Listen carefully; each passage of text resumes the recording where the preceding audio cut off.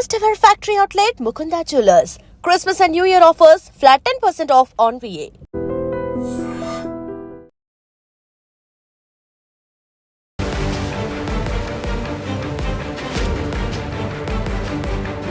నమస్కారం, welcome to iDream media. నేను మీ సంగీత.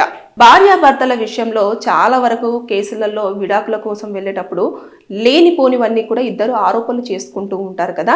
రీసెంట్గా సుప్రీంకోర్టు ఒక జంట విషయంలో కీలకమైన తీర్పును వెలువరచడం జరిగింది. అదేంటంటే ఎవరైతే అమ్మాయి ఉందో వాళ్ళిద్దరికి కూడా పెళ్ళైపోయిన తర్వాత 3 సంవత్సరాల తర్వాత ఒక బాబు పుట్టిన తర్వాత గొడవలు రావడం జరిగింది.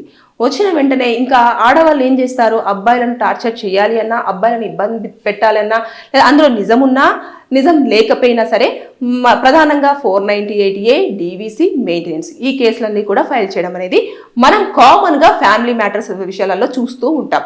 అలాంటిదే కేసు ఇది ఫైల్ అయ్యింది. ఫైల్ అయిన తర్వాత లోయర్ కోర్టులో ఈ కేసులు పెట్టిన తర్వాత భర్త ఏం చేశాడు అంటే తెలంగాణ హైకోర్టులో క్వాష్ పిటిషన్ వేసుకోవడం జరిగింది. నా భార్య ఏదైతే ఆరోపణలు చేస్తూ నేను హింసిస్తున్నాను అని చెప్పేసి కేసులు ఫైల్ చేసిందో అవన్నీ వాస్తవం కాదు, వాటిని కొట్టివేయాలి అని చెప్పేసి క్వాష్ పిటిషన్ వేసుకున్నారు.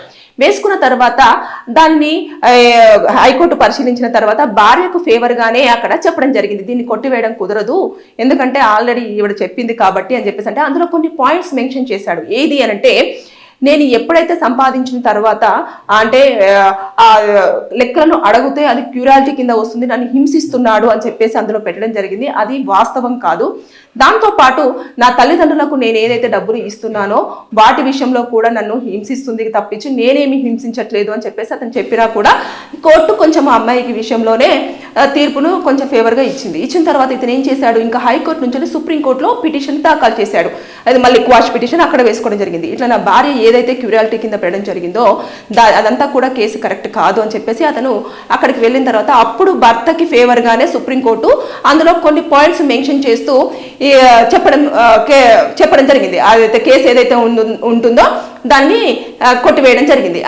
ఏది అనంటే భర్త సంపాదనలో పిల్లవాడు పుట్టిన తర్వాత కొన్ని ఖర్చులు ఎక్కువగా ఉంటాయి కాబట్టి అతను నెలకు కొన్ని డబ్బులు ఇస్తున్న నేపథ్యంలో ఏ లెక్కలు ఏమవుతున్నాయి, ఎంత ఖర్చు ఎక్కడ చేస్తున్నావు అన్నది క్యూరాలిటీ కింద రాదు. ఎందుకంటే భర్త సంపాదించి నీ చేతిలో పెడుతున్నప్పుడు దాని యొక్క లెక్కలు అడిగే అవకాశం అతనికి ఉంది అని చెప్పేసి స్పష్టం చేసింది. దాంతోపాటు తల్లిదండ్రులకు డబ్బులు ఇస్తున్నాడు, కుటుంబ పోషణకు తక్కువ డబ్బులు, తల్లిదండ్రులకు ఎక్కువ డబ్బులు ఇస్తున్నాడు అని చెప్పేసి ఇందులో ఆరోపణ పైన దాని విషయంలో కూడా అతని సంపాదన, అతను ఎంత సంపాదిస్తున్నాడు అనే దాంట్లో అతను ఎవరికి ఎంత ఇచ్చుకోవాలన్నది అతని మీదనే ఆధారపడి ఉంటుంది. దాన్ని కూడా క్యూరాలిటీ కింద మేము కన్సిడర్ చెయ్యలేము అని చెప్పేసి చాలా స్పష్టంగా ఆ తీర్పులో వెలువచ్చింది. ఇకపోతే ఏదైతే ఉందో ఈ రెగ్యులర్గా జరిగే గొడవలు ఇవి, అంటే నువ్వు నన్ను ఇలా చూసుకుంటున్నావు, ఇలా చేస్తున్నావు, నువ్వు నన్ను హింసిస్తున్నావు, నన్ను కొడుతున్నావు, నన్ను తిడుతున్నావు, నన్ను మానసికంగా వేదగా గురి చేస్తున్నావు, ఇవన్నీ కూడా భార్యాభర్తల ఇష్యూలో ఉండే కామన్ థింగ్సే. కాబట్టి ఈ రెగ్యులర్గా జరిగే గొడవల కింద వీటిని కన్సిడర్ చేస్తూ ఇది క్యూరాలిటీ కింద మేము కన్సిడర్ చేయలేము అని చెప్పేసి ఏదైతే కేసులు ఫైల్ చేసిందో వాటిని కొట్టివేస్తూ భర్తకు ఫేవర్గా తీర్పుని ఇక్కడ ఇవ్వడం జరిగింది. అంటే ఓవరాల్గా చూసుకుంటే ఇక్కడ ఎవరు లాస్ అయినట్టు, ఆ అమ్మాయే లాస్ అయినట్టు. నిజంగానే అతను ఇబ్బంది పెట్టుంటే తను వెళ్ళే విధానం ఏదైతే ఉందో అది కరెక్ట్గా చూసుకొని వేసుంటే బాగుండేది. క్యూరాలిటీ కింద ఏవేవి వస్తాయి, ఏ గ్రౌండ్ పాయింట్స్ తీసుకోవాలి అనే దానిపైన ఒక అవగాహన లేకుండా ఏది పడితే అది పెట్టారనుకోండి, ఖచ్చితంగా కేసులు ఇక లోయర్ కోర్టులో కాకపోయినా హైకోర్టులో కాకపోయినా సుప్రీంకోర్టులోనైనా వాటి మీద కొంచెం మొత్తం వాదనలు విన్న తర్వాత ఏది కరెక్ట్ ఏది రాంగ్ అని డిసైడ్ అయ్యే అవకాశాలు ఉంటాయి. ఇలాంటివే ఎక్కువగా మనం చూస్తున్నాం.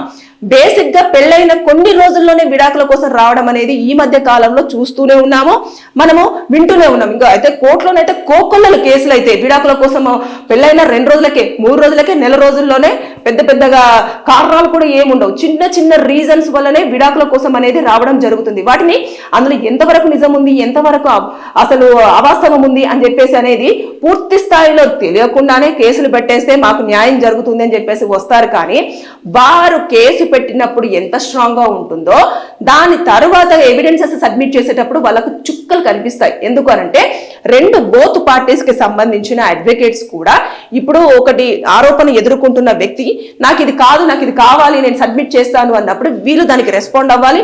అదే విధంగా అపోజిట్ పార్టీ వాళ్ళు ఎవరైతే ఉంటారో క్లయింట్స్ వాళ్ళు కూడా రెస్పాండ్ అవుతూ వీరు అడిగినవి వీళ్ళు సబ్మిట్ చేయాలి. అదే విధంగా భర్త తరపున భార్య తరపున భర్త ఎవరైతే అడ్వకేట్స్ ఉంటారో వారందరూ కూడా ఖచ్చితంగా ఎవిడెన్సెస్ అన్ని సబ్మిట్ చేస్తూ చాలా క్లియర్ ఎవిడెన్సెస్ తో ఎవరైతే ఉంటారో వారి పరంగానే న్యాయం జరుగుతుంది. కోర్టు చూసేది ఎవిడెన్సెస్ మాత్రమే.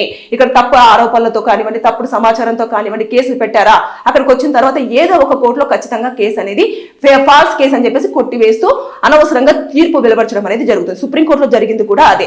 క్యూరాలిటీ కింద ఏదైతే ఉంటుందో భర్త ఇచ్చిన డబ్బులను అడిగే అర్హత తనకు లేదు, అది నన్ను మానసికంగా ఇబ్బంది పెడుతుంది అనేది క్యూరాలిటీ కింద రాదు అని చెప్పేసి స్పష్టం చేయడంతో పాటు అతని యొక్క సంపాదన తల్లిదండ్రులకు ఎంత ఇస్తాడు అనేది కూడా క్వశ్చన్ చేయకూడదు అని చెప్పేసి స్పష్టం చేసింది. ఇక్కడ ఎవరు నష్టపోయినట్టు? వైఫే నష్టపోయినట్టు. కాబట్టి ఎప్పుడైనా సరే కేసుల విషయంలో జాగ్రత్తలు తీసుకోవాలి. మీరు విడిపోవాలి అనుకున్నప్పుడు కూర్చొని మాట్లాడుకొని మొత్తం పూర్తి స్థాయిలో క్లియర్ చేసుకుంటే బెటర్. కోర్టుకు వచ్చిన తర్వాత అనవసరంగా ఇక ఇలాంటివి చేసినారనుకోండి కోర్టు టైం వృధా అవడంతో పాటు అదే విధంగా జడ్జి గారి టైము, కొన్ని కేసులన్నీ కూడా చాలా ఇంపార్టెంట్ కేసులు కూడా ఉంటాయి, వాటి యొక్క టైం కూడా డిలే అవ్వడము ఇలాంటివన్నీ చోటు చేసుకుంటాయి. కాబట్టి అనవసరంగా వారిపైన ఫైన్ విధించడము లేదంటే జైలుకు కూడా ఒక 7 రోజుల పాటు పంపించే అవకాశాలు ఉంటాయి. అంటే తప్పుడు సమాచారం అందించారు, ఈ టైం అంతా వేస్ట్ చేశారు అన్న కారణంగా కూడా ఉండే అవకాశాలు ఉంటాయి. ఇవన్నీ బేస్ చేసుకొని కొన్ని తీర్పులు వెలువరచడం అనేది ఈ మధ్య కాలంలో జరుగుతుంది. కోర్టులు కూడా జడ్జెస్ కూడా చాలా వరకు ఒక కేసును చాలా క్షుణ్ణంగా పరిశీలించడం జరుగుతుంది.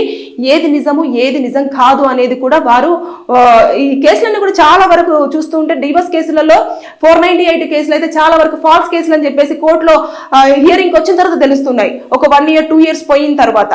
ఎందుకని అని చెప్పేసి అందుకని చెప్పేసి ఫ్యామిలీ కోర్ట్స్ లోనే మీరు ముందుగా డిసైడ్ చేసుకోవాలి. దాంతోపాటు అరెస్టులు కూడా లేవు అని చెప్పేసి నిర్ణయించారు. ఎందుకు అనంటే చాలా వరకు ఫేక్ కేసులు అని చెప్పేసి నిర్ధారణ అయ్యింది. కాబట్టి ఎప్పుడైనా 498 కేసు ఫైల్ చేసింది అనుకోండి, బిఎన్ఎస్ కొత్త చట్టం ప్రకారంగా 85 కనుక ఫైల్ చేసేస్తే వాళ్ళకు సిఆర్పిసి కింద 41 నోటీస్ అనేది ఇష్యూ చేయడం జరుగుతుంది. రీజన్ ఏంటంటే అరెస్ట్ ఉండదు, తీసుకొచ్చేసి కోర్టులో ప్రొడ్యూస్ చేస్తారు.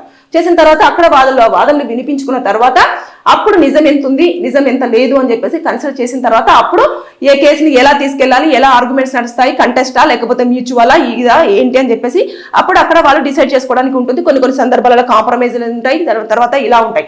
కాబట్టి సుప్రీంకోర్టు దగ్గరికి వెళ్ళిన తర్వాత ఆ వ్యక్తికి ఎంత న్యాయం జరిగిందో కొంతమంది ఇలాగే కూడా అన్యాయంగా లేనిపోనివన్నీ కూడా ఆరోపణలు చేస్తూ భర్తల పైన కానివ్వండి, భార్యల పైన కానివ్వండి కేసులు ఫైల్ చేస్తున్న వారు ఇక మీదట ఆలోచించి కేసులు ఫైల్ చేసేటప్పుడు మీరు నిర్ణయం సరిగ్గా తీసుకుంటున్నారా లేదా, అసలు ఉన్నవే పెడుతున్నారా లేదంటే లేనివి కల్పించి పెడుతున్నారా అంటే కోర్టుకు వచ్చిన తర్వాత ఒకవేళ అవి కల్పితాలు అని చెప్పేసి తెలిస్తే అనవసరంగా మీరే పనిష్మెంట్ పడే అవకాశాలు ఉంటాయి. కాబట్టి బీ అలర్ట్ గా ఉండండి, బీ కేర్ఫుల్ గా ఉండండి. ఏదైనా సరే ఫ్యామిలీ విషయాలలో ఈ మధ్య కాలంలో తక్కువ రోజుల్లోనే డివోర్స్ కోసం అని చెప్పేసి రావడం జరుగుతుంది. కాబట్టి అసలు పెళ్లి అనే మాట ఇంకా రాను ఉండే అవకాశం కూడా చాలా తక్కువగా ఉంది. లివింగ్ రిలేషన్షిప్సే ఎక్కువగా. అందుకోసం అని చెప్పేసి పెళ్లిళ్ళు చేసుకుంటే దీన్ని విడగొట్టుకోవడం చాలా కష్టం. కాబట్టి లవ్ చేస్తూ ఇద్దరు కలిసి ఉంటే ఎప్పుడైనా విడిపోవచ్చు అన్న మైండ్ సెట్ తో చాలా మంది ఎక్కువ లివింగ్ రిలేషన్షిప్ మీదనే ఇంట్రెస్ట్ చూపిస్తున్నారు. పెళ్లిళ్ళు అనేవి ఇంకా రాను కాలంలో అసలు ఉండవు. పిల్లలు కూడా వాళ్ళ ఆధీనంలో ఉండొచ్చు, ఉండకపోవచ్చు, వాళ్ళని ఎక్కడైనా పడేయచ్చు. ఇప్పుడే మనం చాలా వరకు చూస్తున్నాం. ఇలాంటి అనర్థాలు జరుగుతున్నాయి. కాబట్టి కోర్టులు కూడా చాలా సీరియస్ గా కేసులపైన దృష్టి సారిస్తున్నారు. దాంతో పాటు తీర్పులు వెలువర్చేటప్పుడు కూడా చాలా స్పష్టంగా ఏంటి అని చెప్పేసి మొత్తం డీటెయిల్ తెలుసుకున్న తర్వాత తీర్పులు కూడా వెలువరచడం జరుగుతుంది. సో భార్యాభర్తలు ఇద్దరిలో ఎవరొక్కరైనా సరే కేసులు ఫైల్ చేసేటప్పుడు ఆలోచించండి. Be careful. Thank you. And for more videos, Please subscribe to iDream. Please subscribe to iDream. Please subscribe iDream. And please subscribe to iDream. For more videos, subscribe to iDream. please like, share and subscribe to the channel. Congratulations, iDream. Subscribe to iDream. Subscribe to iDream.